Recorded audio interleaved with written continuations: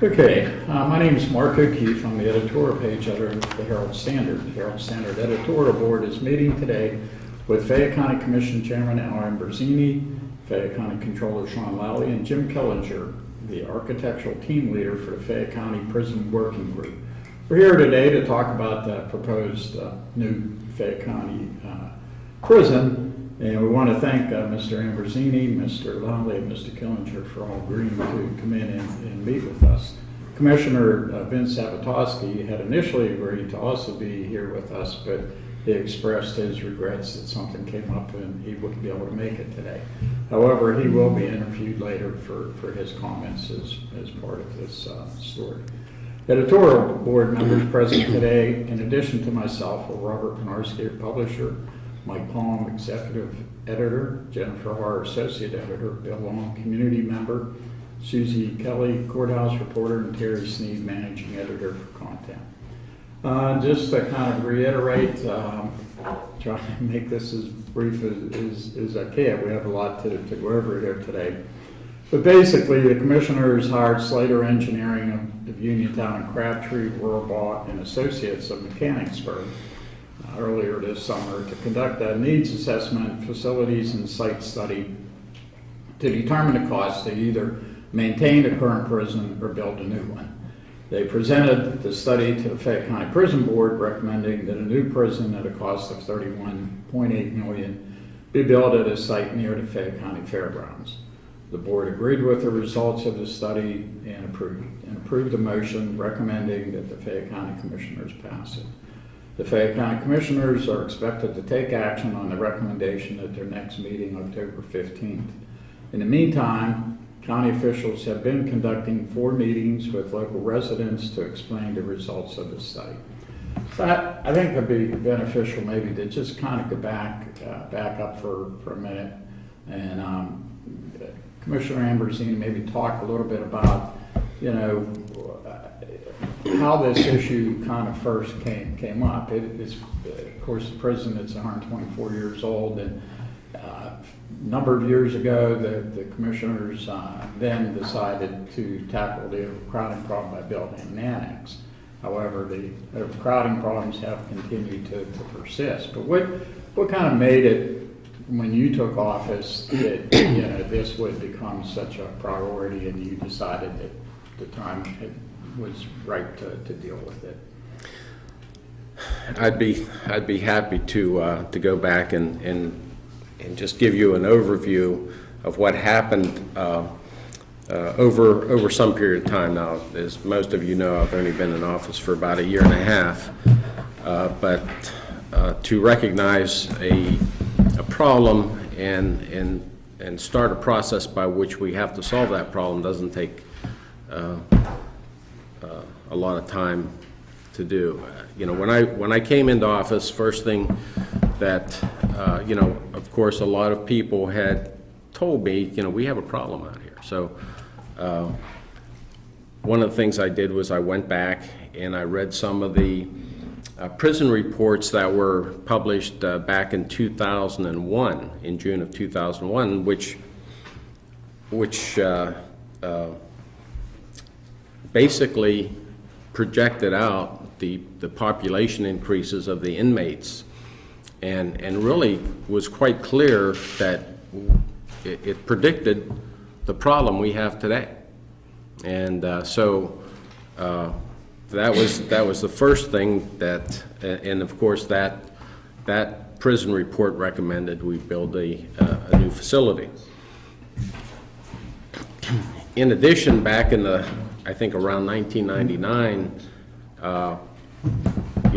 there was a prison population issue back then. They built an annex, which was, I think, designed for about 75 people. I believe it holds 80 now, or so. And but that was just a Band-Aid, and I think we've lost sight of that fact that was just a Band-Aid. Now, even though it helped temporarily, we're back into our overcrowding problem. Unfortunately, the annex provides some inefficiencies. When you have an annex, which is basically a facility away from the main prison, that causes you to have additional staff in terms of efficiencies. You know, you have additional staff there. You have to prepare meals in the main facility, which the kitchen facilities, as everyone I'm sure knows, are grossly inadequate. Those meals have to be transported by vehicle to the annex. So it requires additional people to do that. And let me point out that the biggest cost of our county jail is staff. 65 to 70% of our cost is to hire staff. So, and when you create, and I'll just, and Sean can talk about the numbers in detail later, but any one position that you have, for example, if you have, and they call it a post, you know, if you have a guard that's standing a post, you know, it requires, you know, because it is a 7-day-a-week, 24-hour-a-day operation, that post requires 5 employees because, you know, because of the of all the things that you have to do in terms of hiring people to stand that post. You know, there's vacation involved, there's sick leave. You know, you have to have 3 shifts a day plus you know, a shift that's off at any one time. So all these things require, according to the Crabtree-Roball report, 5 people. So that, depending on a number of things, that requires us to spend $250,000 to $300,000 a year for one post. So in regard to, and that, I just wanted to point that out because of the inefficiencies we have right now. We have a 4-story prison that was originally designed for 85 inmates. So between the current prison and the annex, we're holding 262 inmates, and that's a little above really what we should be holding according to the Department of Corrections standards. So we have this annex that we built in the late 90s. We have a prison that's running inefficiently because we have to have more people than we really need to if we had a facility that was efficient. And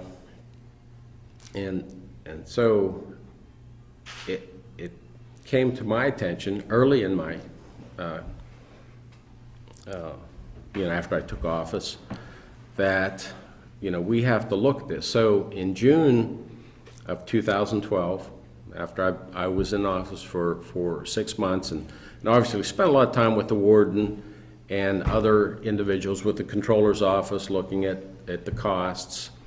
In fact, earlier that year, we put in place a prison business manager because we were having difficulty controlling costs in the facility, and that was, it turned out that was something that we absolutely needed to do. In hindsight, we're glad we did it. But going forward, you know, it came to my attention that we needed to do something. So in June, actually it was Friday, June the 13th, I wrote an email and I put it out to county employees, and I asked the county employees to forward it to leaders in the community that didn't necessarily have to be county employees. To you know, my request was to form a prison working group. It was basically an extension of the prison board. Now the prison working group was designed to gather a lot of information. I mean, this one of the problems with taking on a project like this is there's a lot of moving parts to it. It's very complicated, and if we have time, we'll get into some of that today. But basically, we formed this prison working group, and we divided up into 4 teams: the architectural team, the judicial team, the programs team, which includes behavioral health, child and youth services, drug and alcohol, to determine the programming we need inside that prison to help mitigate the issues with the inmates. And we actually have a faith-based organization that helps also. And then, of course, we have the financial team with Controller Lally heading that up. And did I miss one here? Okay. So we have 4 teams. And during the course of since November of last year, we've conducted monthly meetings with the entire prison working group to disseminate information about some of the information that we've gathered, to help us look at which is the best way to go in terms of rehabilitating our existing prison, in fact, doing nothing, and or building a new facility. And we decided we needed, at some point we decided, we needed a little more professional help. So we hired Crabtree Roball, which is very well known prison designer, architect, and engineering firm.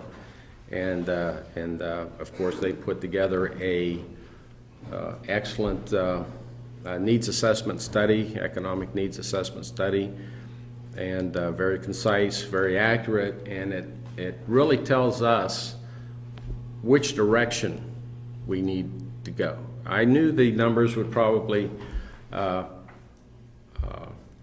give us a clue as to what we need to do, but I was a little amazed at how clearly they point us in the right direction. And that's what we've been doing since the study came out. We've been trying to have some town meetings. We have 2 more left, and we've been trying to get those facts out to the public. There may be some other things we need to do to help that process, but for now, we thought the town meeting process would be a good one, and it is. There's people that have come and asked very good questions, and I think and there's people that they understand. I mean, if once they see all the parts to this puzzle, they understand the direction we need to go in. And and I think that it's clear. And I'll just give you an overview of the study, and then we could talk in some detail. But primarily, one of the option 0, which is the no construction option, it does include, renovating our existing facility to get us up to code, and that's pretty important. So, and that's generally that's about $7 to $8 million just to get our existing facility up to code. Now, to do that, and to do it according to Department of Corrections standards, we're actually going to have to reduce the number of beds that we have in the current facility by about 23 beds. Now, and basically to do that, it's going to mean that we're still going to house inmates outside the county in other correctional facilities. That's very expensive, not only just to house them, but to transport them back and forth. I mean, we're utilizing about 5 or 6 facilities, in Butler, Indiana County, clear up to State College in Center County. Just to give you an example, to transport an inmate to Center County and have our corrections officers return, one round trip is about $800. So that's pretty significant. These are costs that this county has not seen in the past prior to the overcrowding issues. Now the Crabtree-Roball report also indicated that, you know, we're going to continue.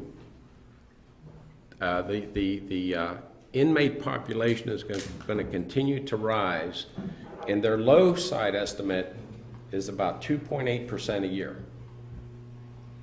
And their high side estimate is 4.8 inmates per year, percentage rise. So our out-of-county housing is going to increase, and so those costs again are going to be staggering. So if we do this, if we don't do anything other than just create a facility that comes up to code, we continue with our annex, it's going to cost us about over 30, and these projections are over 30 years, because that's, you know, and we think it's important that we make those projections over the next 30 years so you have a apples to apples comparison in terms of what we're going to do, in terms of what the options are. So if we just correct the code issues with our current facility and don't do anything about the overcrowding, in 30 years, it's going to cost us $85 million more than if we would build a new prison. Now that's mostly because of the number of staff we need to, and the out-of-county rentals, of course, but mostly because of the number of staff we need to work very inefficiently, like we have been doing for a number of years. I mean, we've been operating our prison very inefficiently for ever since the report came out in 2001. You know, again, the annex was a Band-Aid and nothing more. You know, that's something that I don't think has been recognized or even discussed at any length. The option number one of the Crabtree-Roball report was to add on to our existing facility up to the number of beds that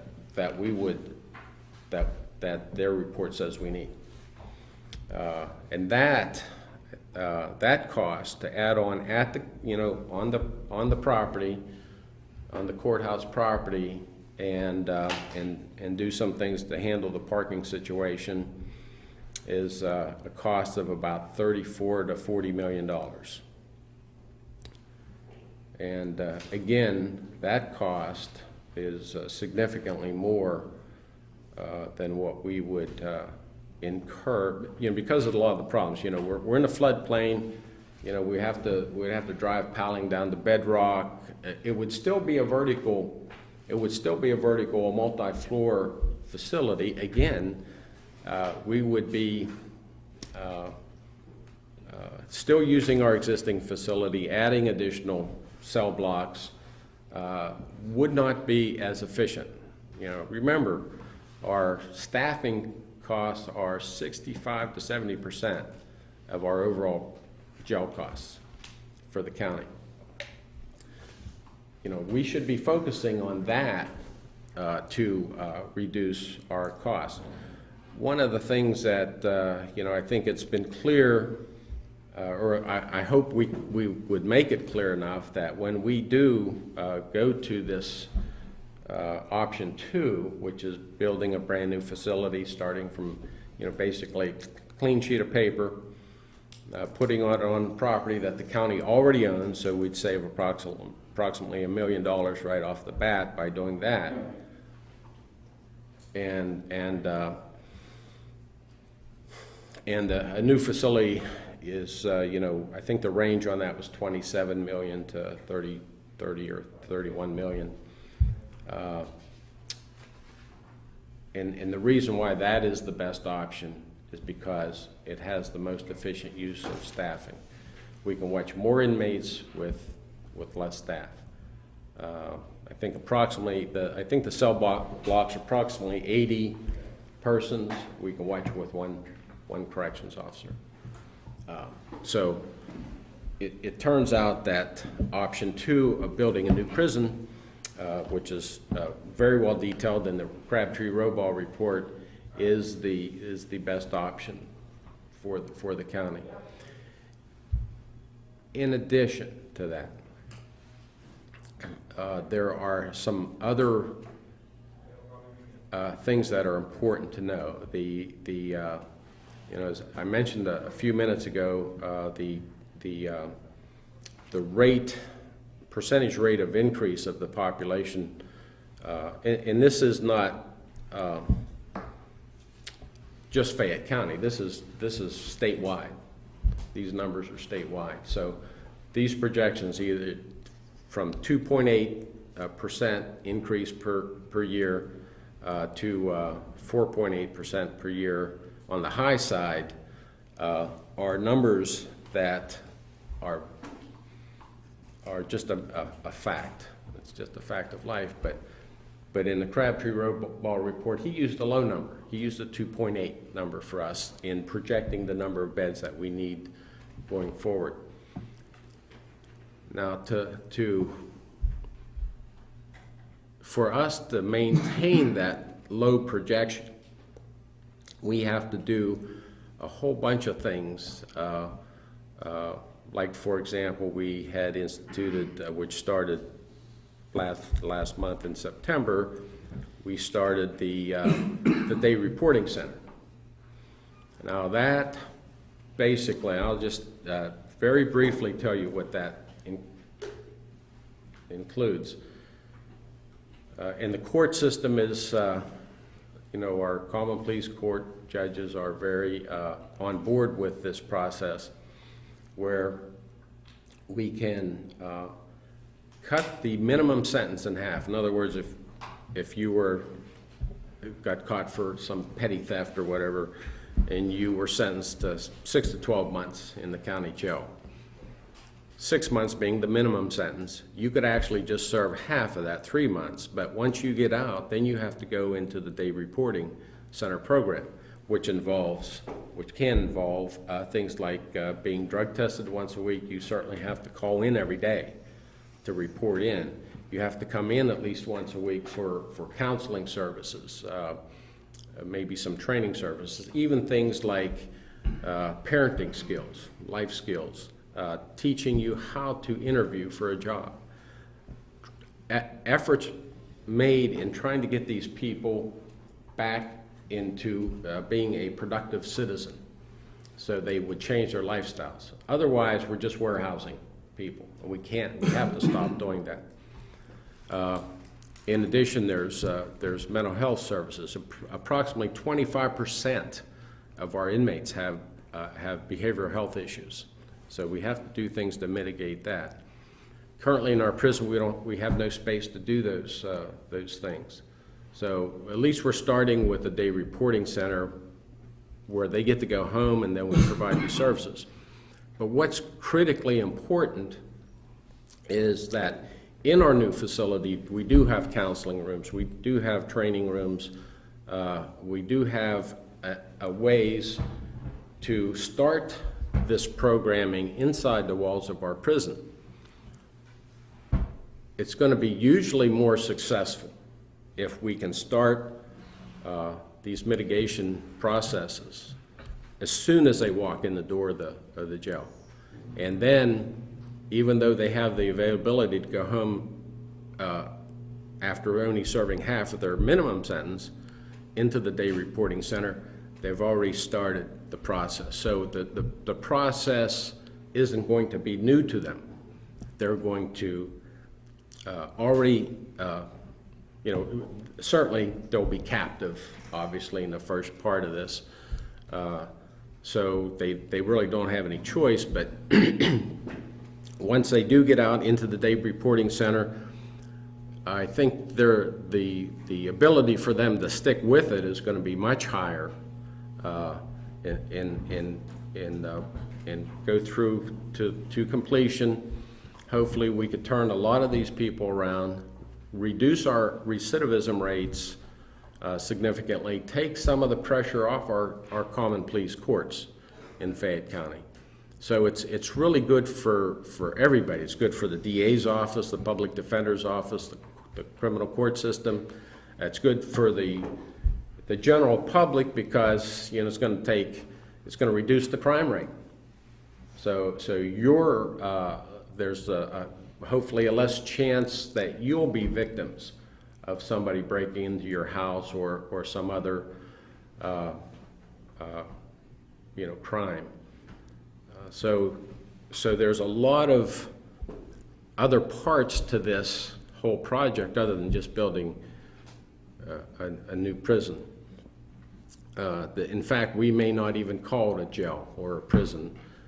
We may, there's some names that we've been floating around. We may call it the Fayette County Hall of Justice and Rehabilitation. And that's exactly what we're doing in the facility, so we might as well call it what it is. And Can I stop here just for a second and Sure. ask you a question? I'm blanking on the name of the county that you all have modeled the Fayette County prison, the proposed new Fayette County prison off of. Franklin. Thank you. Franklin County. Franklin's warden has said that recidivism may have gone down a little bit, but it wasn't a significant reduction, even with newly introduced treatment programs. Is there something more that Fayette County is going to do in terms of treatment programs? Having spent 14 years in the court system covering court, recidivism is constant in Fayette County. I'm just wondering what sort of things Fayette County is going to do differently to hopefully have that reduction. yes, Franklin County does have a day reporting center, and that's what has started the reduction in their recidivism rate. But we need to go further than that. We need to kind of back up, as I spoke before. The programming that we're developing right now through our behavioral health, through CYS, through our drug and alcohol, we're also going to have a gambling addiction program, and that's why we need to start this within Franklin County hasn't developed that to the point where we are going to, where we can start these programs. Once that inmate goes through intake and is evaluated, then we will, as quickly as we can, that day or the next day, target him for specific needs in the rehabilitation process. Keep in mind that the people that are incarcerated in the county facility are people that are only going to serve, after they're sentenced, they're only going to serve 23.5 months or less. So, automatically, this is a clear indication that these are small crimes. They're petty thefts, they're DUIs, they're drug-related. Nobody stays in our county jail after they're sentenced that are murderers or rapists or commit thefts with a weapon, aggravated assaults, stuff like that. They all go to a state or a federal facility. So what that tells you is this is our best opportunity to help these people turn their lives around, because they haven't done anything so severe that they can't be helped.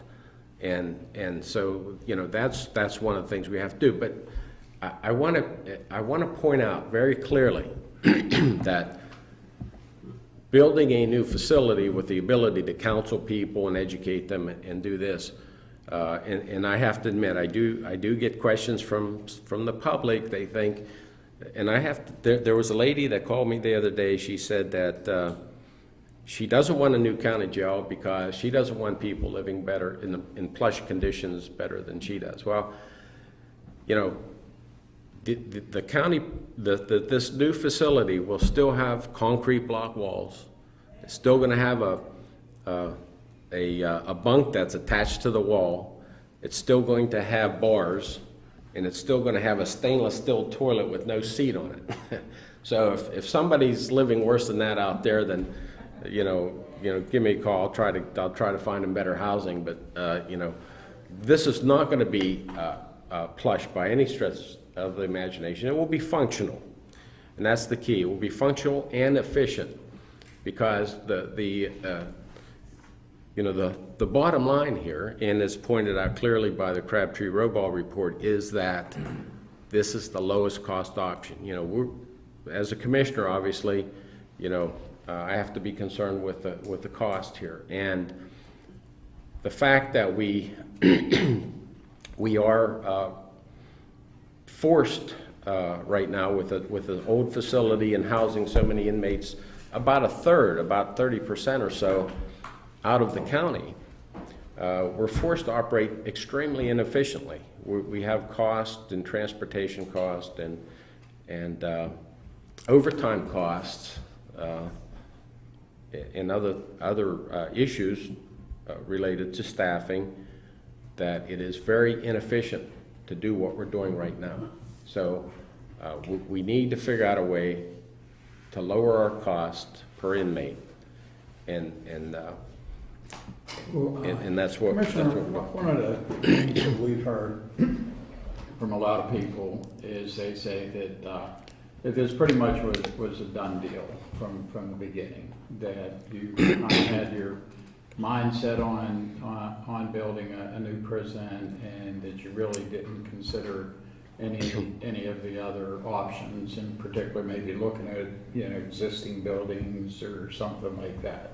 Can you talk about like what the prison working group did, or even just what the study did in terms of looking at all the options to make sure that everything was explored thoroughly? Yeah, well, you know, one of the things in my background, I've done a lot. I actually have done a lot of economic evaluations myself during my career. And as most people know, I'm retired and decided to help the county with some public service work. So this is not, you know, I certainly wasn't looking for a job, but I was looking to using some of my knowledge and experience during my career to help the county out, and not only with solving some problems, but more so with economic development. But in terms of, you know, and I'll term this as pretty much a project management, or a project. It's simply a project. And in any project, the project team leader goes out looking for individuals with expertise to come in and help form this project. That's why I asked for volunteers last July, a year ago, to help out with this prison working group. And again, I pointed out even at that time in my request, this prison working group is simply an extension of the prison board. I recognize that, you know, there was so much information that we had to gather and so much work we had to do. The prison board itself, just absolutely could not do it. So that's what we did, and we ended up with some very intelligent, very knowledgeable, not only the county workers, but also private citizens, faith-based organizations. A prime example is Mr. Jim Killinger sitting here with his knowledge of law enforcement during his career. So, and I don't want to toot us old guys' horn here, but there is some benefit to utilizing people that do have a lot of knowledge and experience, life experience and business experience along the way. So as a result, that's the prison working group was formed, and I'm very proud of their efforts. A lot of these people, as Jim has, it's been pretty much a full-time job for Jim. There is no compensation. It doesn't cost the county anything.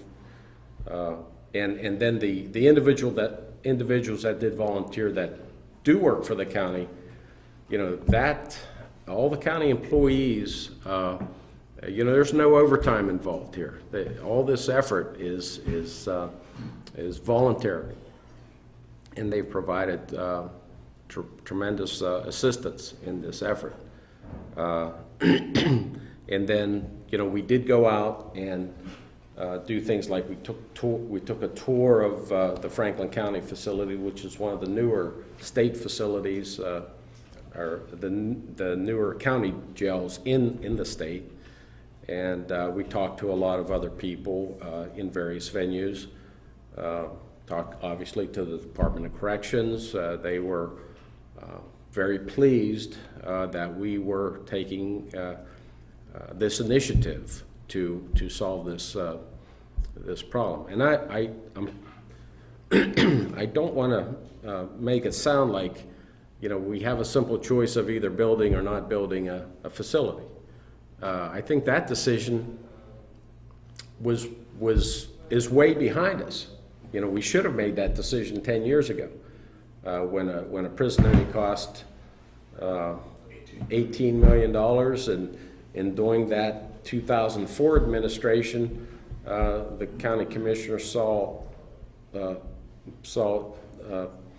necessary to raise taxes by 60% that year, which would have left plenty of opportunity to to float an $18 million bond to build a new facility. Unfortunately, that decision was not made at that time, and it was, you know, there was inaction since that period of time to where we are in this situation now where these costs are skyrocketing, especially the out-of-county costs, and now we have no choice. I mean, really, there is no choice. This is the only choice is to fix this problem, and the most cost-effective way to fix this problem at this point is build a new facility that's going to include things like the central booking system. Will include a magisterial district judge's office facility and hearing room, and a courtroom for a judge to hear plea sentences. So once that in where that becomes efficient is, you know, once an inmate is incarcerated, he doesn't have to be put in a car and taken to some magisterial district judge's office someplace in the county for a hearing, then transported back. He just stays there and walks into the hearing.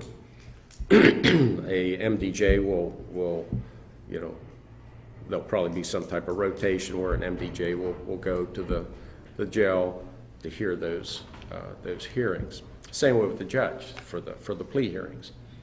And you know, unless that inmate has the ability to post bond, post bail, he'll stay there. He walks in the door through central booking, and that's where he stays until he is serves his sentence. Once he is sentenced. One other point about looking at the options, and Jim, since you were the architectural team leader, how much time and effort did you look into maybe other things other than building a new prison? Or was it just something that it became quickly apparent that building a new prison was the only option that made sense? Well, Mark, to me, I came in this county in 1970, which is 43 years ago, as a state policeman And I realized then, in 1970, that the current facility that we had for inmates was not up to par, that it was not compatible for inmates, it was not compatible for the corrections officers, it was not compatible for the county and their needs.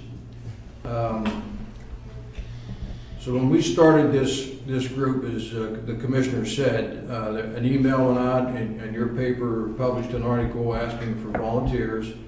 And I stepped up to the plate at that point, and our first meeting we held the 8th of November of 2012. And at that meeting, it was made very, very clear and transparent that our group was to gather information. The four groups, me being the architectural team leader for architects and a site, the other group, obviously Sean Lally, the financial end, and Lisa Ferris on the programs for drug and alcohol. Did I miss one? Gina DeOria is the team leader for Children and Youth Children and Services. Youth. But it was made very clear at this point, and I hear the same thing, Mark, that you hear. The decision was made day one for us to build a new prison. And that comment is totally out of context. That decision was never, ever made. There was never, ever a statement made at those prison group meetings for that. Your reporters have always been at those meetings. We've been very transparent on what we wanted to do. And what we wanted to do, all the four teams, was gather information. And I've said that numerous times at commissioners' meetings, through commentaries in the newspaper. We have to gather information from professionals to see what our options are. And that's what we did. I went out on a daily basis. I've worked on this project, talking to architects, visiting other prisons. I spent numerous hours driving around the county looking for sites, and it's been reported, and your paper has it, we looked at 18 total sites. And if you don't believe that I spend a lot of time on this, ask my wife. I've sent emails out 3 or 4 o'clock in the morning. I'd wake up with an idea and I'd send it out to our prison working group to discuss at our next meeting, which we do. And as I said, everything's transparent. I knew that there was 3 options of trying to renovate our current facility. I speak with the Department of Corrections probably, if not weekly, or I'm sorry, if not monthly, weekly. And the only reason that the Department of Corrections has not come to Fayette County and locked up our prison is because of this prison working group. It's not a political issue, and I'll tell you right now, I'm working with Al and Sean and Vince and Angela, all of them. I'm not a politician. I'm here to serve the people of Fayette County as best I can. But talking to the Department of Corrections, after I got a copy of the November 2012 inspection, which seemed to be, nobody ever seemed to have a copy of that, but I got it, and it was provided to the Herald-Standard and the other news media for them to review on what our problems were, and it's very black and white, and it's no nonsense. There's somewhere in the neighborhood of 80 non-compliant points in that inspection, 62 compliant points in that inspection, which is not good. It's very ugly. If you sit down and read it, you'll see what I mean. But looking at those 18 sites, driving around the county, I could see that there was lots of options as far as sites go, and just 3 options as far as the prison. Staying the way we were, trying to renovate what we have, or building new. And talking to other wardens in the Department of Corrections, now the Department of Corrections told me personally that they are prepared to come down here and lock up our prison. And if that happens, that the public don't understand, if that occurs, we have to take every inmate that we have in that prison to another facility in the state. And if you recall, this happened years ago where our state prison had to send inmates to Michigan and other states at taxpayers' cost to house them. Greene County, for example, well, this has been a month or so ago, had more inmates in Greene County Jail from Fayette County than Greene County had. Now, the light bulb should go off here for those who don't understand that. So, yes, Mark, I did look at the options, and in my mind, today, after reviewing the Crabtree report, it's a black and white issue that a new prison is needed, and I think we found the best site, which is the Fayette County Fairgrounds. It's 77 acres. We will have to subdivide that acreage to maybe 25 acres or 30 to put the prison on. And if you're familiar with the fairgrounds, you go down Peacham Road, the last building on your left is the 4-H building, and you'll see power lines going across the property. We want to be east of that towards the stone quarry, towards Old Peaches. And that's the location that we feel is the best place. Yes, there is a school by there. The zoning requires a minimum of 1,000 feet. Our footprint would be 1,400 feet. And I know there are parents who are concerned about their children if that school does not close, which I am told that it may. You've got more security at that prison, close by that prison. Close by that school. You're going to have corrections officers there. You're going to have sheriff deputies there. You're going to have police officers coming in. And this is 24/7. So the security is in place. But there are people that don't want a prison near a school. We got an airport near that school. Airplanes fly over it every day. But that's people's opinion, and they have a right to that opinion. But I think Mark and the board, looking at all the options, those three, you have to remember when you look at other buildings, first of all, the Department of Corrections has to come in and look at that building, just like they're coming in to look at the Iowa Street property for a ladies' facility. If the building does not meet their specifications, you can't use it. They are the boss. So the other buildings in town that we looked at, there's a central school building down here. I think there's asbestos issues. It's multi-story. We want to build horizontal. That is the cheapest from the Department of Corrections and other counties, prisons that we looked at, because you have to have the ability to add on down the road. Franklin County's footprint is what we like, and this is their third prison because they didn't pre-plan. They're in an industrial park. There's 20 acres there. The building sets on 3 or 4 acres with the parking lot, but they have the ability to expand, as we will have if that prison is approved to build out there at the fairgrounds, because they just come in and put pods onto the end of it. So instead of going up, as you well know, I'm sure you've seen the Allegheny County Jail, 18, 20 stories, I think it is. Very, very expensive. Elevators, maintenance, everything, staffing, and some of the architects that I talked to was involved in building that prison down in Allegheny County. But anytime you go vertical, the dollar signs go up. So you want to stay horizontal, and that's what we hope to do here. But I think the general public, when it's all said and done, will see that the option to build a new prison as recommended by the prison board is the right thing to do. Because if you don't, it's going to cost you money.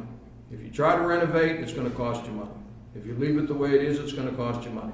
But it's going to cost you less money building a new facility in the proper way.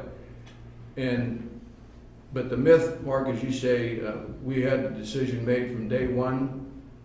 We needed to build a new prison, and Patty Auger, your reporter, has been to every one of our meetings, as I recall, and I don't think she'd ever heard that word said, that we're going to build a new prison.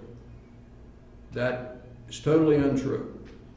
The whole group has been working for one thing, to gather information, to put it out to the public, and to advise the prison board on the information we have, because they have to approve it first. We could say at the very first meeting, we want to build a new prison, But if the prison board doesn't say, we're going to recommend what you have, it doesn't happen.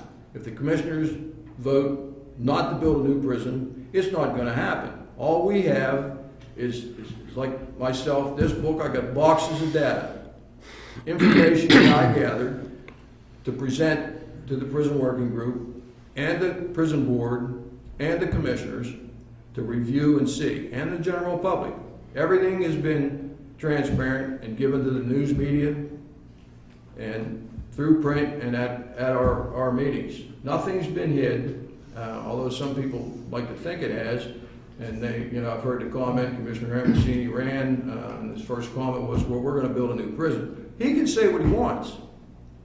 I mean, I could say that too, but if the facts aren't available and you don't present those facts in a transparent manner to an approving group that has that authority to do it, including the Department of Corrections, and believe me when I tell you, they'll come tomorrow and close it, and the only reason they haven't is because of what we're doing. I report to them, they'll know tomorrow that we was here at the editorial board in Fayette County explaining this.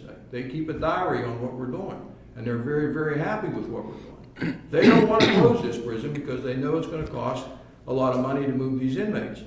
But as long as we're moving forward, trying to correct the problem, they're going to leave us alone. But God help them if they don't. And I think you've heard Crabtree report in West Virginia. They closed, a federal judge closed all the prisons, county prisons in West Virginia over a federal lawsuit. And they appointed a referee to watch. They were told to build a new facility, regional facilities in the state of West Virginia. This was a few years ago. And that referee told them, we're not interested in what it costs the state of West Virginia or the county to build these prisons. We're telling you to build them. We don't care what it costs. You're going to build them. And that's what they had to do. And God help us if that happens in Fayette County. Because then we can't shop for space, we can't shop for ground, we can't go out and get architects, try to get bids. Because the federal government, as you know, don't operate that way. They're going to say start building in December. And I don't think there's a person in this room can go out and get a shovel if I said, hey, go start digging, I want you to build me a prison. Without professional people telling you how to do it and how it's done, it just can't be done. That's why we're not looking for professional help from people who've been down this road. And they've told myself and the other people, these are the mistakes we made. We think you can do something better if you try this. It was mentioned about Franklin County. They even told me when we were out there some of the errors that they made. I've got their blueprints. I've got blueprints for SCI German Township prison that they were going to build a few years ago. There's tons and tons of information that we gathered and presented at our meetings, and that's how it comes about the prison board saying, well, we're going to recommend that a new prison be built. If they didn't think that information was correct, I'm sure they'd say, renovate the old one, or just leave it the way it is.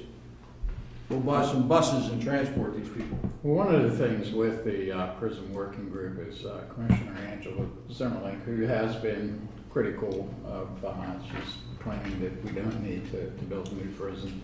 But one of the things that she said that she was advised by an attorney from the Pennsylvania News Media Association that she shouldn't attend the prison working group meetings because they weren't open to the public and they weren't advertised. Were the meetings open to the public?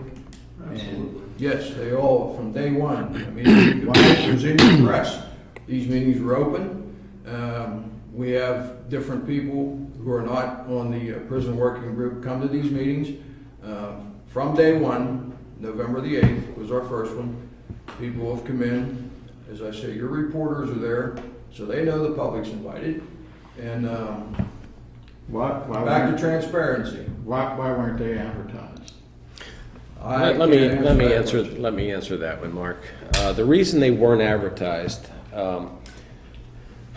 as you know, a lot of the work, and again, this let me back up and say this was an extension of the prison board itself, and as I also said, there's no way possible the prison board could have accomplished all this workload that was necessary to do this, that acquisition, all this, the upfront planning. Everybody knows, and I'll say this from being, my field of expertise was in project management. Everybody knows that the more upfront planning that you do, the lower the cost of the project itself. If and part of the work that each of the 4 teams did was to determine, first of all, the various options, but especially in the option 2 of building a new facility, they had to determine what programming, what were we going to do inside the walls of our existing facility or any facility. And so in terms of the programming, in terms of mitigating mental health issues, the drug and alcohol issues that we have to look at for a lot of these offenders, we have to determine what type of facility we need. I mean, it's not a good idea to build a new facility or even utilize our existing facility if we don't have any space to do what we need to do. Our current facility obviously fits into that category where we don't have, not only don't we have space to mitigate problems of the inmates, we don't even have space to keep the inmates there. Hence they're scattered over from State College around the county, or around the state. So in essence, what this prison working group has done is they have developed an operational specification. This operational specification is the bulk of the planning that we need to sit down. Once an architect is on board, that's when all the team leaders and other individuals will sit down with the architects to help them precisely plan a facility that can best meet the needs of Fayette County. And that's the other thing. As Jim already pointed out, the last thing we need is the state to come in, lock our current prison down, and then just force us to build a prison in a very short period of time. Excuse me, but why couldn't these meetings be advertised, though? The reason, and primarily because these were what I call what we did was an administrative function. Okay, they had, we're up against it as Mr. Lally has already, will point out that we're spending $150,000 to $200,000 a month in taxpayers' money, and that's not counting transportation costs, to house inmates outside the county.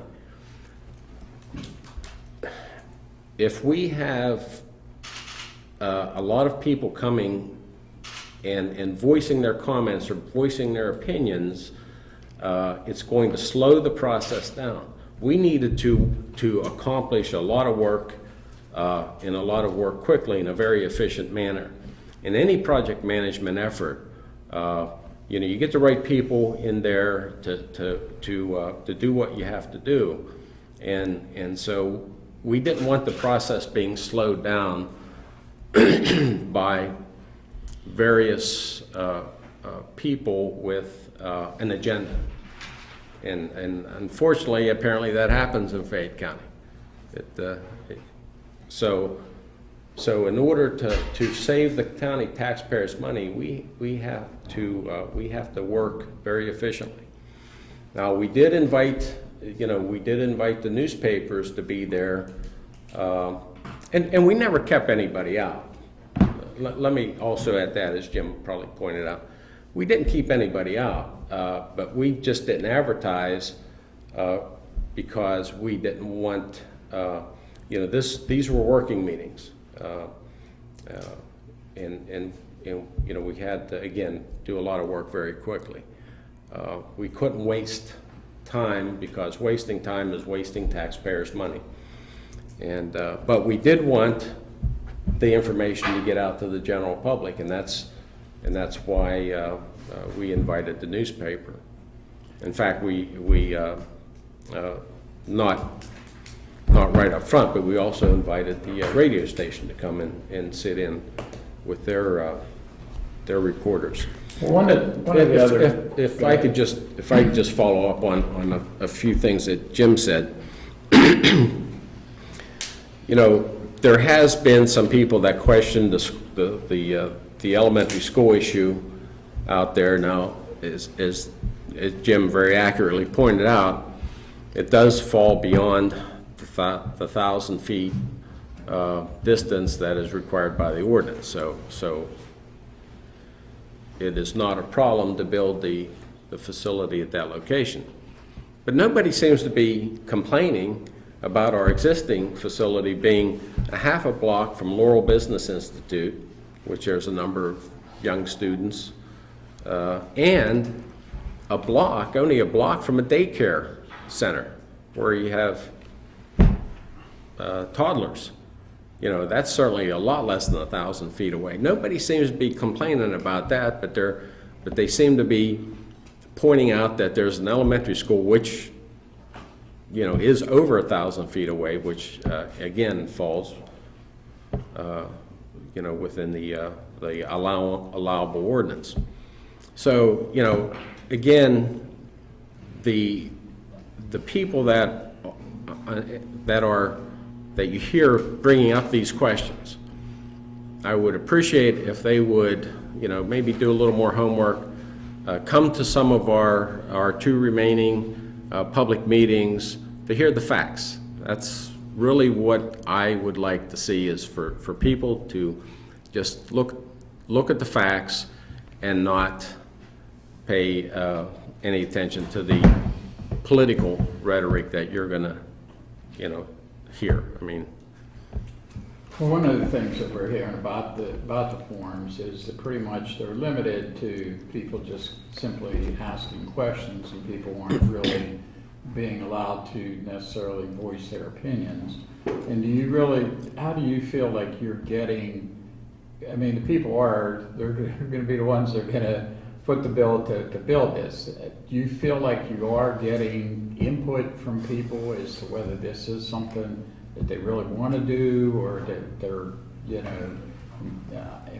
in favor of doing or not in favor? How do you feel that you're getting the real input from people?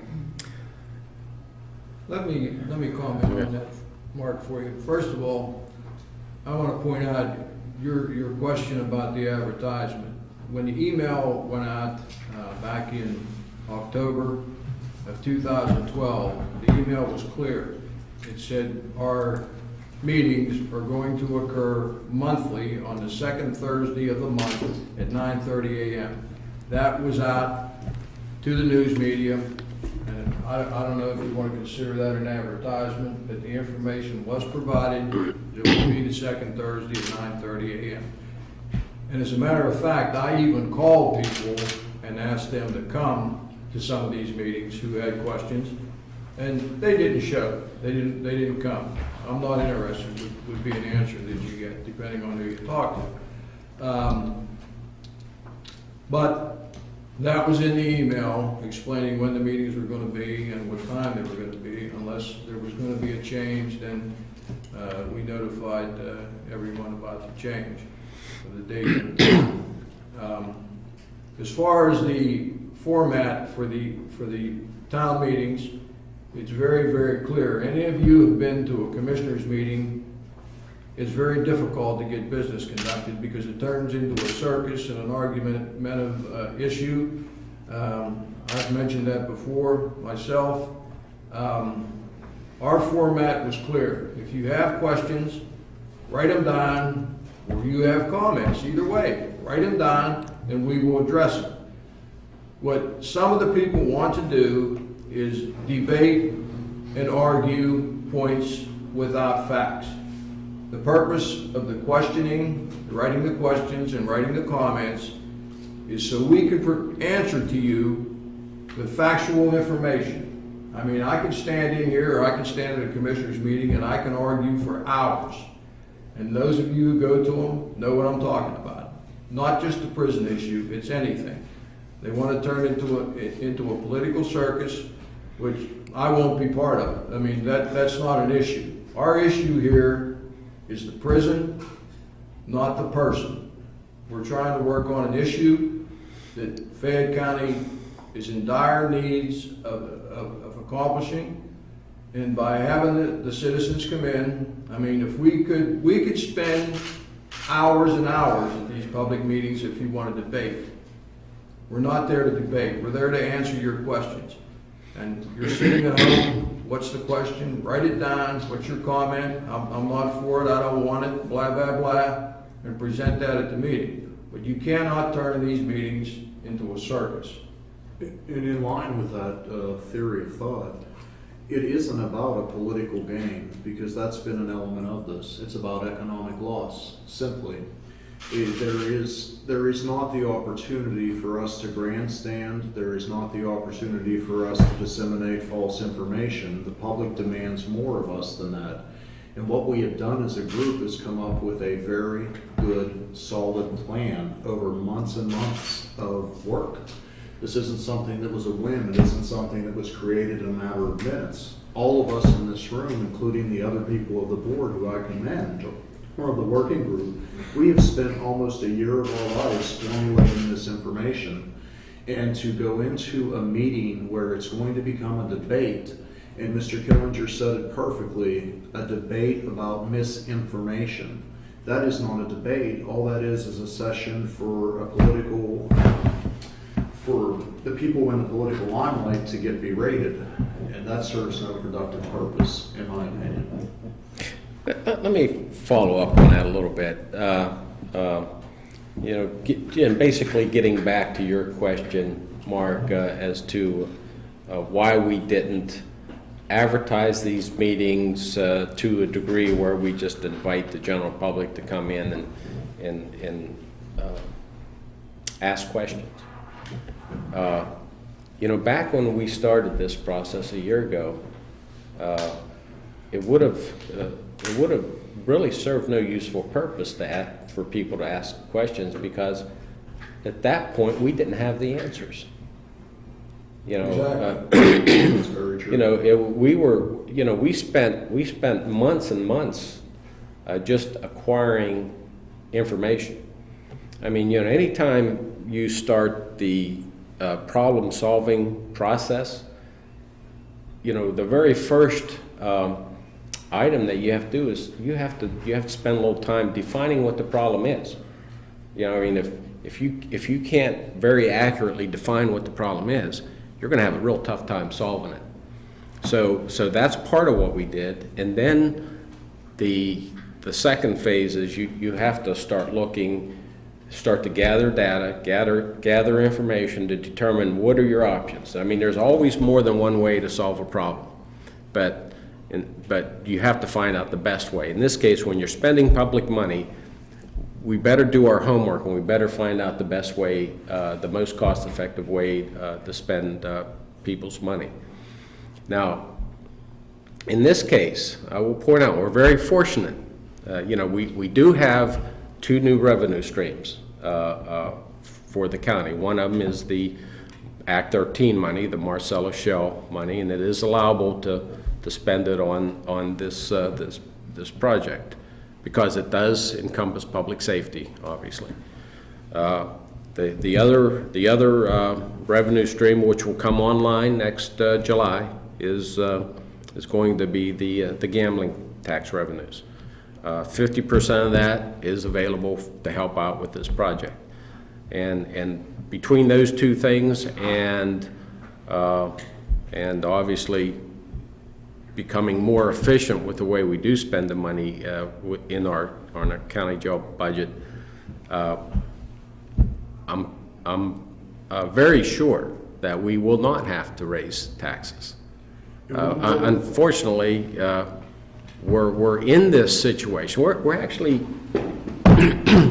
we're actually very near, as Jim pointed out, to a catastrophic situation in this county, because if the Department of Corrections do lock the doors of our current facility, you know, that's going to you know, cause a big economic problem in Fayette County. So in addition, as I point out, if we just continue to go forward and don't do anything, like some have indicated, it's going to cost us more.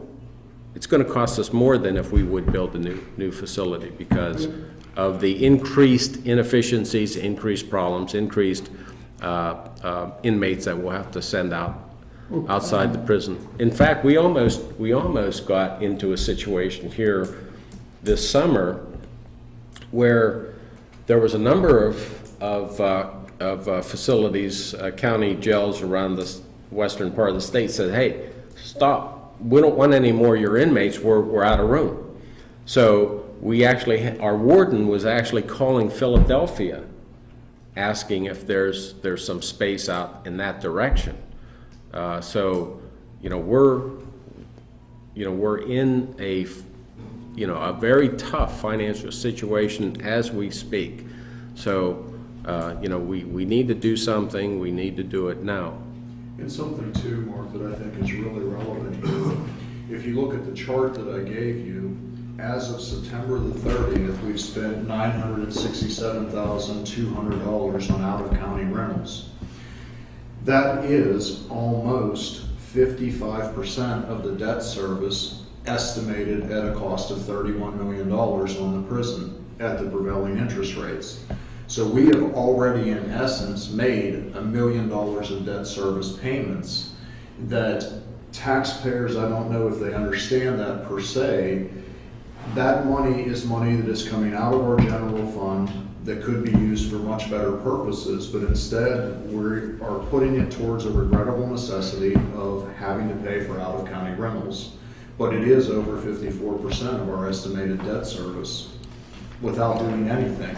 And that number by the end of the year could very well be $1.5 million.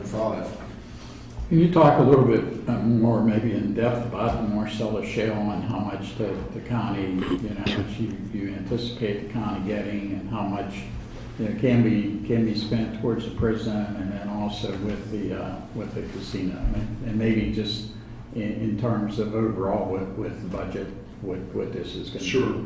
The Marcellus Shale Fund was established to provide revenue streams for counties. One of the provisions of Act 13 in our permissible use is to erect a prison under the provisions of public safety. That is part of the statute as it is written. The second form of revenue that Commissioner Ambrosini spoke of was the gaming tax that's going to come in from the casino. That's estimated in between anywhere from $600,000 to $1.2 million. That's an uncertain number at this time. But there is also a permissible use under its statute for public issues of public safety and economic development. Some argue that a prison is not economic development, but if we do not build a prison, we definitely do not have economic development. We are actually moving backwards because the demand for room is greater than we can supply. So it is not a positive situation. Of that revenue stream, in and of itself, it could realistically fund the prison's debt service. I think that the most recent quote that I pulled right before I came into the editorial board, it showed a range, of course, because we don't know the exact number for building the prison yet, but on a $26.4 million note, which was the lowest rate that we had, at 4.67%, that's a debt service of $1.637 million. If we reach the maximum amount that they had stated of $31 million at today's rate of 4.67%, that would be a debt service of $1.92 million.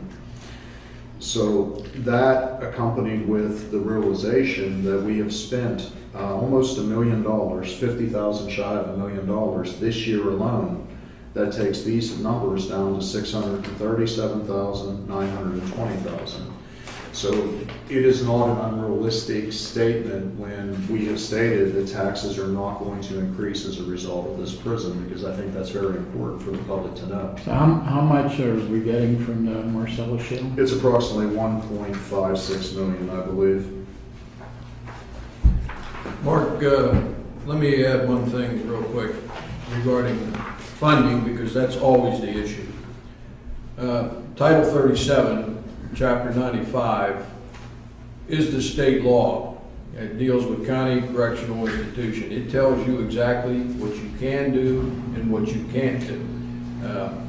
That has also been provided to the news media.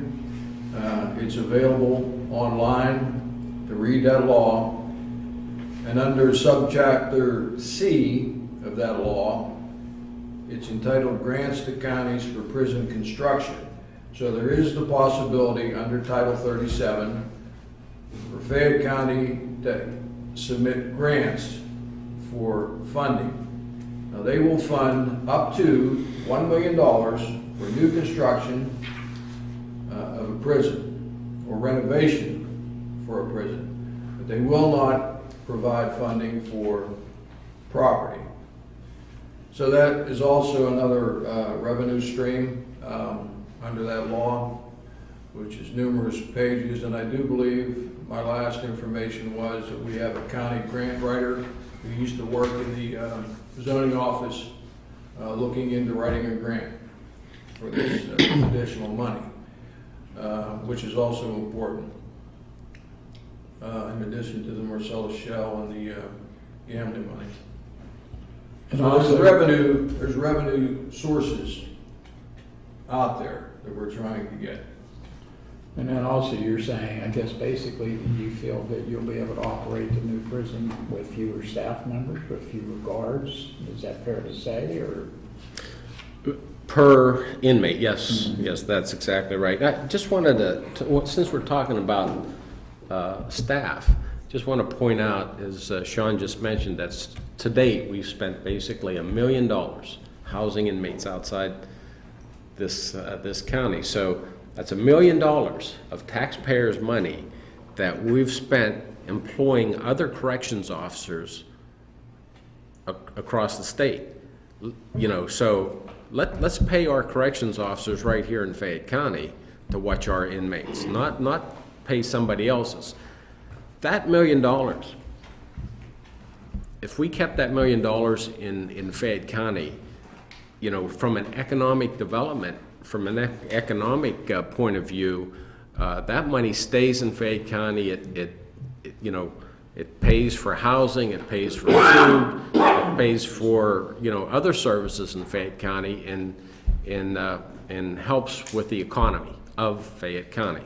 So, you know, that's, and I know nobody's talking about that, but you know, we have to look at every avenue of improving the prosperity of Fayette County. And I know it doesn't sound like building a prison. Of course, the construction in employing construction people here in Fayette County is also a benefit.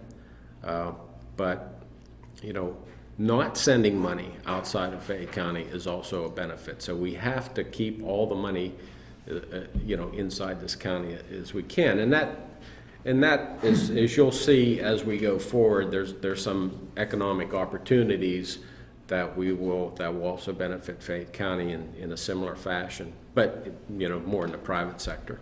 Well, we continue talking costs. I mean, what are the savings? What are the savings going to be for taxpayer, for the county, stuff like that? You said it cost $85 million.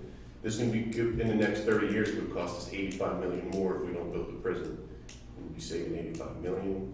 Yes, absolutely. That's $85 million of taxpayers' dollars that we don't have to spend in inefficiencies if we build a new facility. That's clearly stated in the Crabtree-Roball report. And also, you know, you're talking about less guards. Therefore, you would say the new prison would be more secure than the one we have now if we have to use less guards. The reason we have so many guards in the prison now is because it's less secure? No, the reason, let me address that. The reason we're talking about less guards is the physical facility, the way it is constructed. Okay.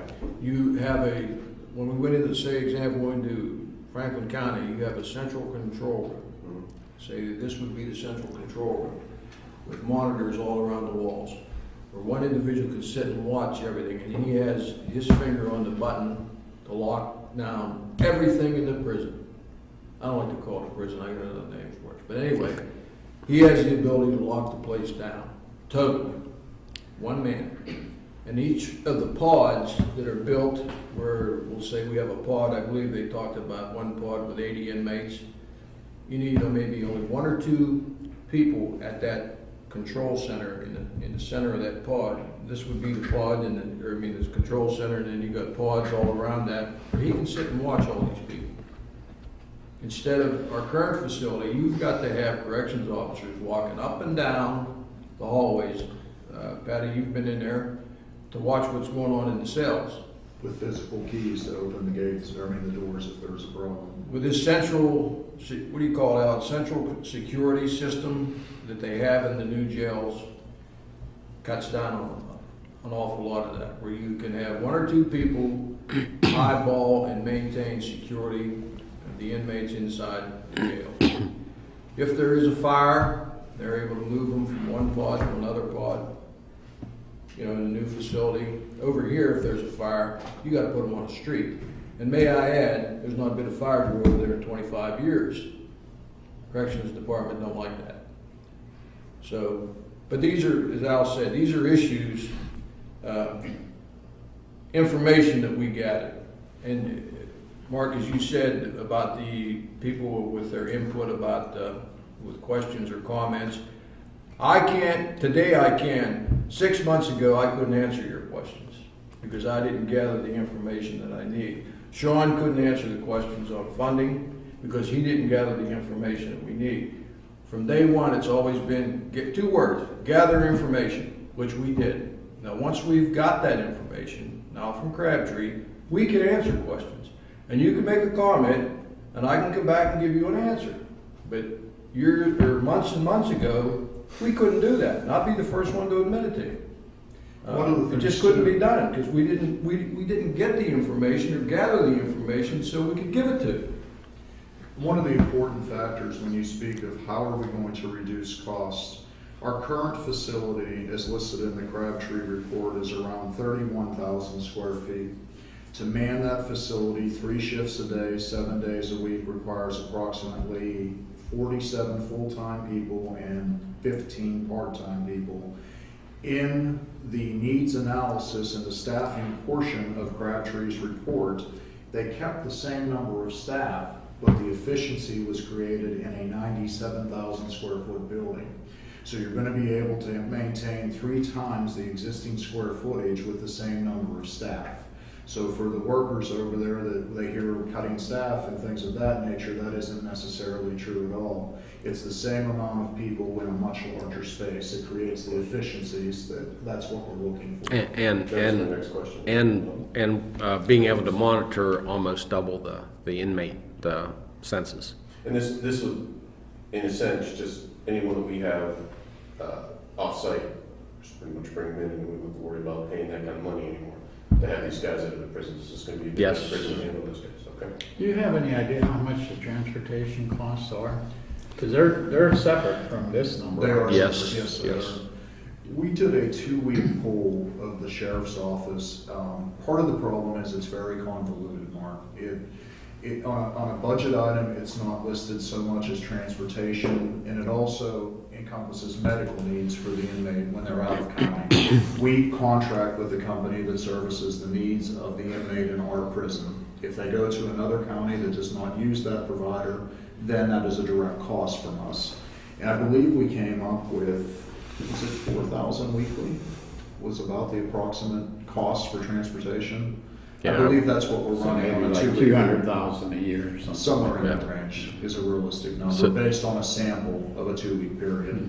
And also, Mark, when you talk about transportation, it's not only the sheriff's department transporting, corrections officers are transporting from the jail. So you've got 2 entities transporting bodies, whether it be to another facility or whether to the hospital or wherever, so that there's 2. And some of those costs, we don't have, such as maybe gasoline. You don't have the actual cost of a sheriff's vehicle, and believe me when I tell you this, you can go up to the fire school over in South Union or Manila, I'm sorry, there's always sheriff's deputies' cars that are getting worked on. 150,000 miles, 200,000 miles. And where does the county get the money to replace them? And the reason that mileage is there is because we're driving all over God's creation, moving people. Then the other,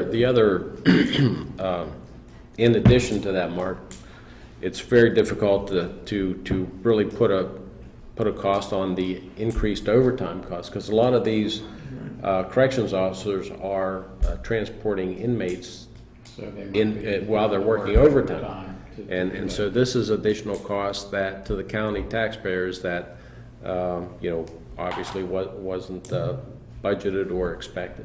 And on top of that number, I also want to add, when Commissioner Emersini spoke of overtime, we're running at about $315,000 in aggregate this year for staff overtime at the prison. So on top of those numbers, add another $315,000 in overtime. I hope that people really see what a crisis we are in. I mean, it is truly an economic crisis. There's no denying that. What about any kind of contingency plans or whatever, if for some unknown reason the Marcellus Shell doesn't work out or the casino doesn't work out? Do you have any, backup plans, or how would you be able to make up this money? Or are you just so confident in the Marcellus Shell and the casino that? Well, let me point out a couple things. First of all, let's just talk about the casino.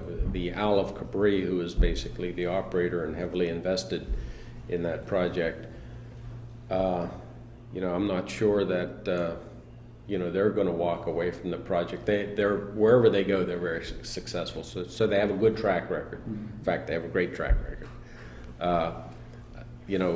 So I think that process is pretty secure. Let me talk about the Marcellus Shell funding a little bit. Right now there's a pipeline being built across the southern tier of counties in Fayette County, or in the state of Pennsylvania, that's built primarily to accumulate the gas from southwestern Pennsylvania, pump it to the East Coast, where it will be liquefied, put on ships, and sent to most likely Europe, India, and China. There's a big market. Right now, the gas market is about $8 to $10 per million cubic feet.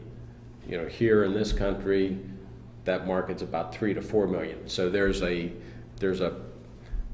lot of economic pressure to harvest gas here and pump it over there to those other countries.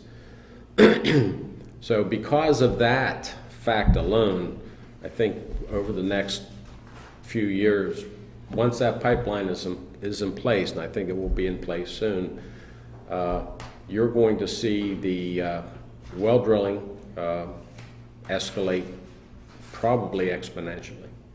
By all estimates, we're going to be in the and we've not even tapped into the Utica seam yet, which again, volume-wise, is many times more than the Marcellus gas seam. There's So- also the Devonian shell as well.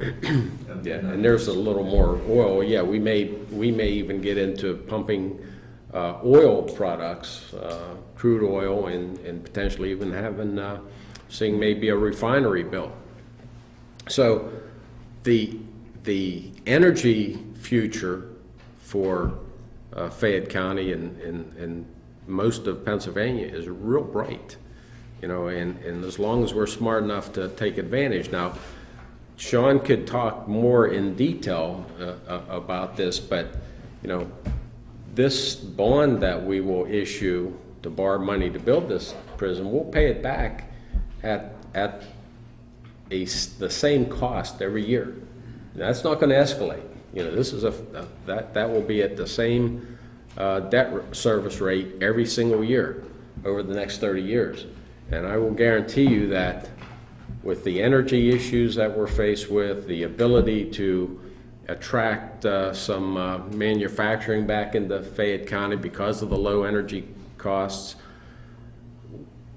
you know, I think the prosperity in Fayette County will increase substantially, and the cost of, in just talking about the Act 13 money, the Marcellus Shale money, will increase.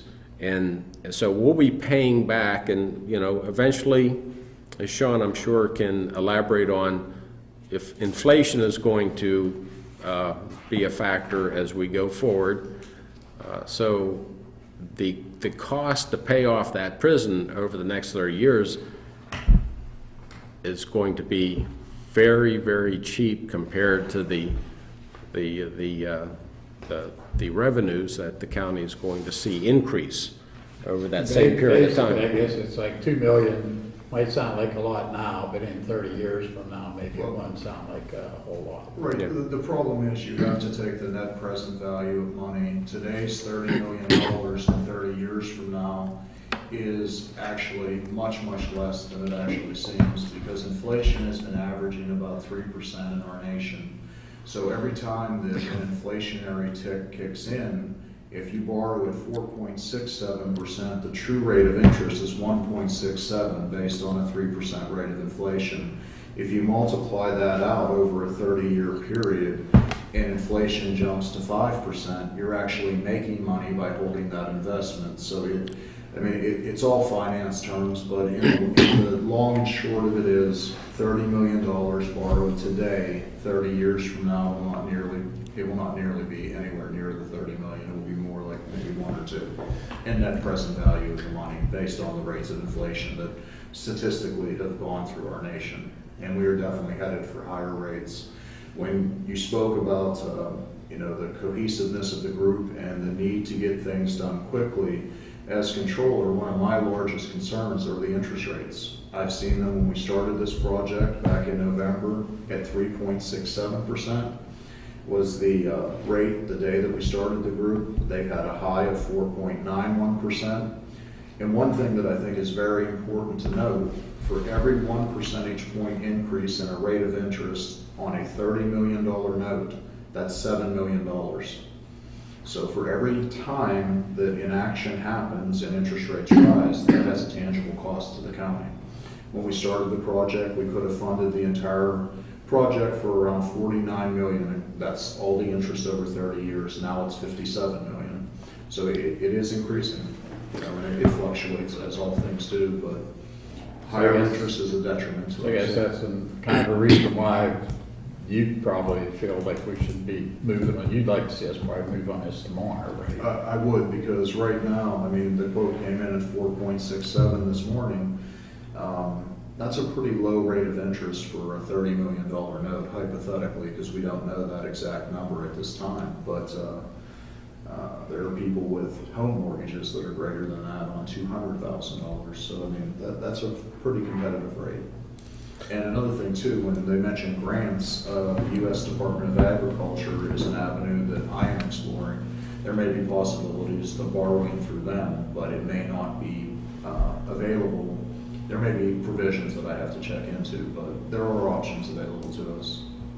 Yeah, we don't want to forget about the grants, Mark, because, we get a $1 million grant now if we can through the grant writer. We don't know down the road, 2 or 3 years, there may be additional grants that come out. As you know, that there's grants coming out all the time, whether it be for the prison or for leases, behavioral programs that we're going to have inside the facility for those in need. There's grants there to pay for that, to pay for the programs. And whatever else we may want to do out there. And I wanted to touch on what you were saying about security. There's going to be no windows in this facility. In the Franklin County Jail, there is no windows whatsoever. When you drive by it, it looks like a technical school. It's in an industrial park. You'd never know it's a prison. There's no fencing around the front of the prison. There's no lights in the air like you have at SCI Fayette. If you've ever been out there, at nighttime it looks like daylight out there. You're not gonna see that in this facility. There's wall lights that you have around the prison. There's no barbed wire fencing, no electricity to electrocute somebody if they try to climb a fence. They're gonna have one in the back of the prison for like a fire drill, an 8-foot cyclone type fence. I was asked what type of execution chamber we were gonna have in there. It's not funny. That's just what I did. When the guy said that, I laughed. He said, "I'm serious." But things like that, again, misinformation, it comes out, but it will not look like a prison. And the security, we had a fella over here, and I mentioned this before at one of our group meetings, would watch, we said about the guards walking up and down the aisle with their keys to let people out of cells. An individual watched this man walking up and down there, and he made a cell key from looking at the guard's keys hanging on his belt. He made a key out of a toothbrush, unlocked his cell door with his jumpsuit on, walked down through the prison, come over the bridge of size, through courtroom 1, through the courthouse, and walked out the front door. We're talking about security. That cannot happen in a new facility because there's no keys to open up the facility the way that they're built, these pods. But And even more than that, the control center would see this person the second they stepped out of their cell. If somebody's monitoring that 24 hours a day, so. I know the exercise thing came up. They have like bars and wire. We were in the ladies' facility there at Franklin, where they can exercise inside the facility. They don't go out like they do over here to exercise. There's no exercise yard. All their exercise is inside the facility, and there is fresh air. According to the Department of Corrections, there's regulations to cover that. They can exercise inside the facility with fresh air all the time. And The important part about that is from the cell block itself to the what they call a little exercise yard that's totally enclosed except with a panel with bars to let fresh air in. The inmates can migrate between those two, between the cell block and the exercise yard, with no assistance or escort by a corrections officer. So thereby being much more efficient. And those are the things that we have to look at. I do want to point out one other thing that, just kind of jumping back to the to the economics of this thing. We can sit here today and look back to the prison report 10 years ago and say, why didn't they make the decision to build a new facility that would have eliminated us doing what we're doing today? And I guarantee you, I can guarantee this, because of the economic situation we're fortunately in today, and where we're going to be, and we don't have to look out 30 years from now. We can look out 10 years from now. I will guarantee you that somebody is going to be saying that, looking back, say, wow, those guys built potentially a 480-bed facility for $30 million. What a great decision those guys made back then. Because, and like I say, it's not going to take 30 years. In 10 years, it's going to be very obvious that this is the right thing to do. In fact, it's obvious today to the people who have access to the numbers and to the reports and that want to learn, where we are. And that's why I encourage everybody in the general public, if they're interested, we want to get this information to you. In fact, we're going to put if we haven't already, we're going to put this information. Is it online? We have it on our website, the county website. So I encourage people to go and look at the costs per inmate per day of the options, the various options that we've indicated, and it's just going to be quite clear, even including the debt service. It's the bottom line with everything included. It clearly shows that the cost of inmate per day is certainly in favor of going with building a a standalone facility. I would just ask you, is there anything at this point that, given the study and all the work that you've done into this, that could ever make you rethink your position on this, or is this pretty much, you're pretty much convinced that this is the way to go?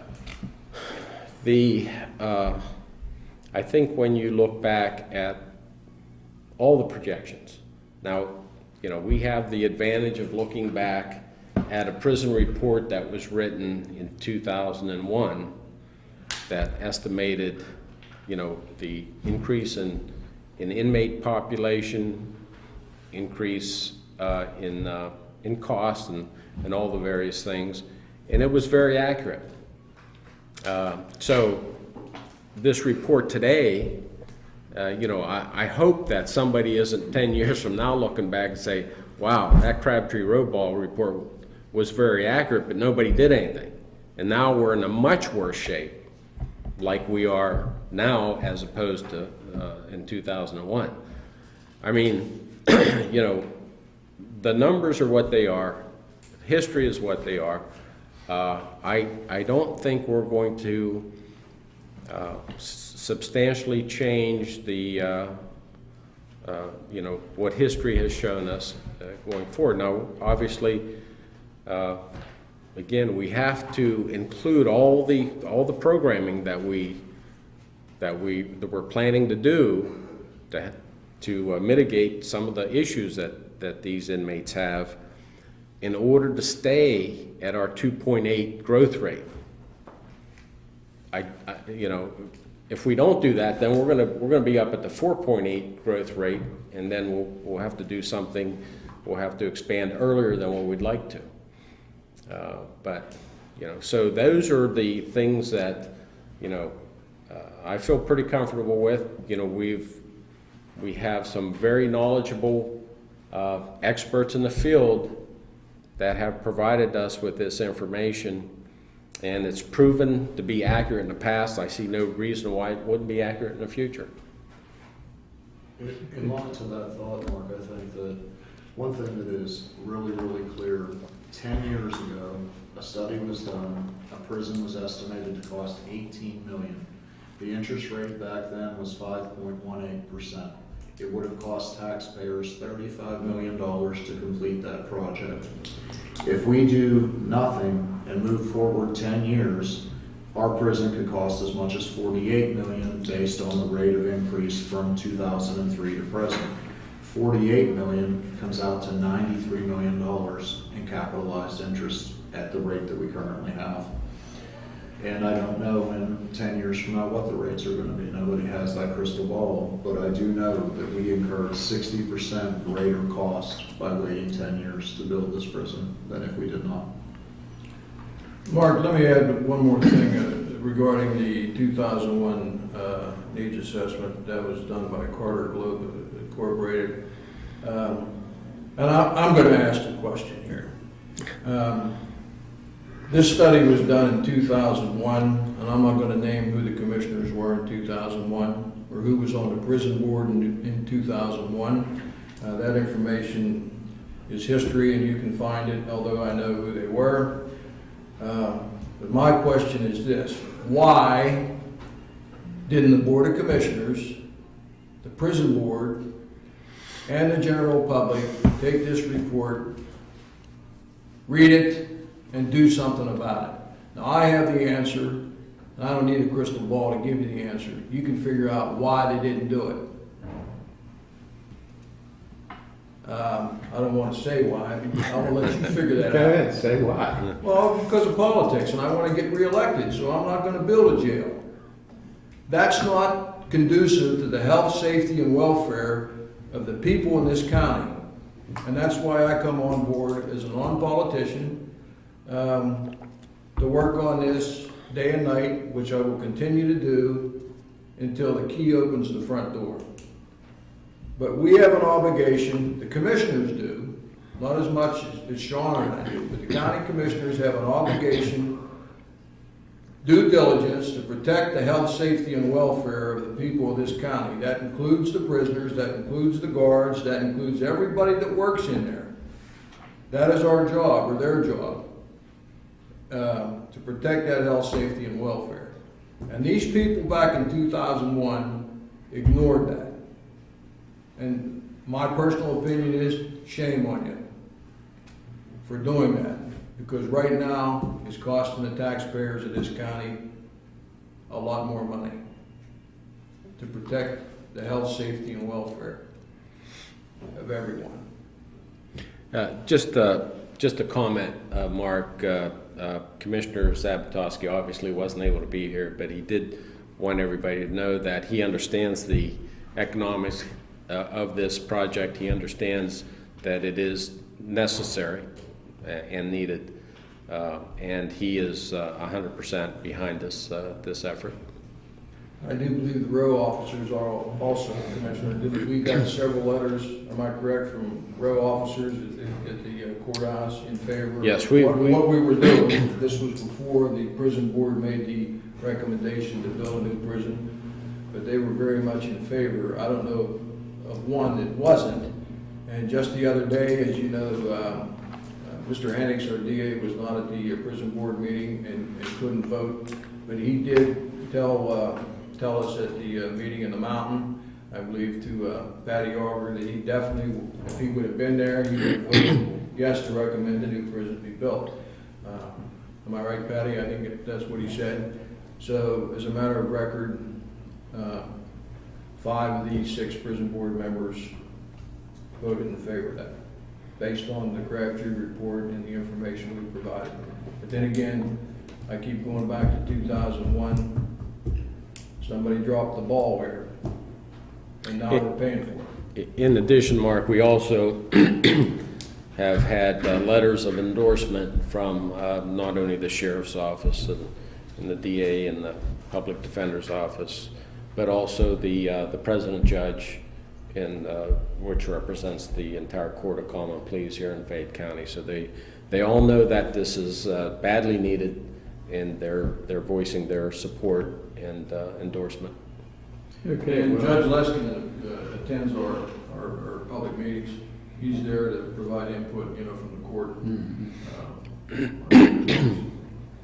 Okay, well, I think that's pretty much gonna wrap up our session. I know we could probably talk about this all day, but I know we're all Into the busy warm, and have a lot of other things to do. But certainly, again, want to thank Mr. Lowry, Mr. Killinger, Commissioner Ambrosini for coming in and talking to us and sharing this information with our viewers and readers out there. And I want to thank you for watching. My name is Mark O'Keefe. I'm the editorial page editor here at the Herald-Standard, and we'll see you later.